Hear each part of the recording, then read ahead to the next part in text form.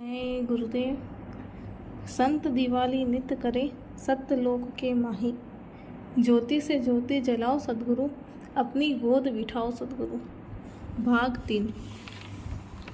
शब्द बिना सूरत आंध्री, कहो कहाँ को जाए। द्वार न पावे शब्द का, फिरी फिरी भटका खाए। बिना शब्द में लय हुए सूरत आगे सफर नहीं कर सकती। सूरत निरत ठहरे ज्योति में, दया मेहर बरसाओ सद्गुरु। जब सूरत शब्द को पकड़ लेगी, शब्द की झनकार अंदर में आने लगेगी, उसी शब्द की चोट से मन की भाग दौड़ रुकेगी, स्थिरता आएगी। एकाग्र होते ही सूरत सामने एक बिंदु पर केंद्रित हो जाएगी। वही केंद्र बिंदु सूरत की आंख यानी नीरत कहलाती है। वह नीरत सामने प्रकाश के सूक्ष्म बिंदु पर टिक जाएगी। यह काम बिना संत सद्गुरु की दया मेहर के संभव नहीं। तभी सूरत अपने स्वामी से, अपने मालिक से दया मेहर की प्रार्थना कर रही है कि मेरे ऊपर ऐसी कृपा कीजिए, दया कीजिए कि जीवात्मा की आंख सामने प्रकाश के बिंदु पर ठहरने लगे। मैं मनमुखी पुकारू दाता, गढ़ भीतर आ जाओ सद्गुरु। सूरत बहुत ही दीन भाव से प्रार्थना कर रही है कि मैं मनमुखी हूँ, गुनहगार हूँ, अपराधी हूँ, निकम्मी हूँ, हमेशा जान अनजान में गलती करते रहती हूँ। मेरे अंदर सब अवगुण ही अवगुण है। मैं पुकार कर विनती कर रही हूँ कि हे स्वामी जी, तुम हमारे नैनों में बसेरा ले लो, अपना रूप अंदर में प्रकट कर लो। गढ़ के भीतर आपकी मोहिनी मूरत दिखाई देने लगे।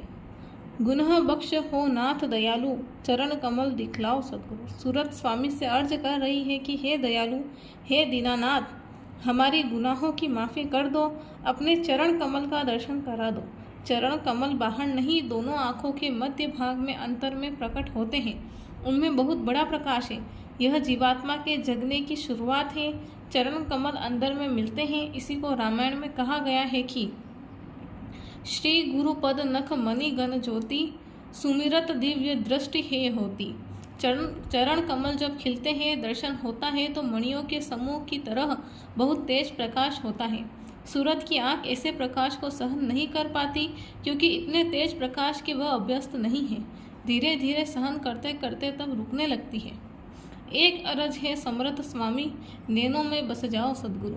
सूरत अपने स्वामी सद्गुरु दयाल से प्रार्थना करती है कि हे समर्थ मालिक, मेरी एक ही अर्जी है कि तुम मेरी आंखों में बस जाओ।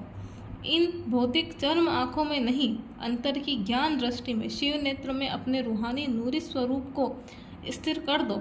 सदैव आपका दर्शन मिलता रहे, इतनी तड़प होनी चाहिए साधक के अंदर, तब जाकर कहीं दरवाजा फाटक खुलता है।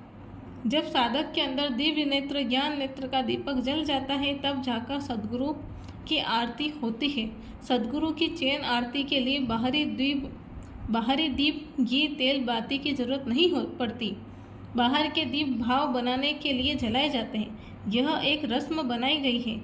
बाकी बिन घृत दीप आरती साजू, दो अखियन मझधारे। दोनों आंखों के मध्य भाग में एकाग्र होकर बिना घी, तेल, बाती के, बिना किसी दीप को जलाए सूरतें सद्गुरु की आरती करती है। इस प्रकार की दिवाली असली दिवाली है। ऐसी दिवाली मनाने की इच्छा सबको करनी चाहिए। इस संसार में जीवात्मा की स्थिति एक बुझे हुए दीपक की भांति है। इस बुझे दीपक को जलाने के लिए किसी जलते हुए दीपक जगह संत सद्गुरु का मिलन होना अति जरूरी है। जय गुरुदेव। भगवान का, खुदा का हुक्म हुआ है कि इंसानों को बता दो कि तुम हिंसा करोगे तो सख्त सजा मिलेगी। जीवन में श्वासों का अच्छा बुरा चक्र जब आता है, तब मनुष्यों के कर्मों के कर्जे का लेन देन होता है। जय गुरुदेव।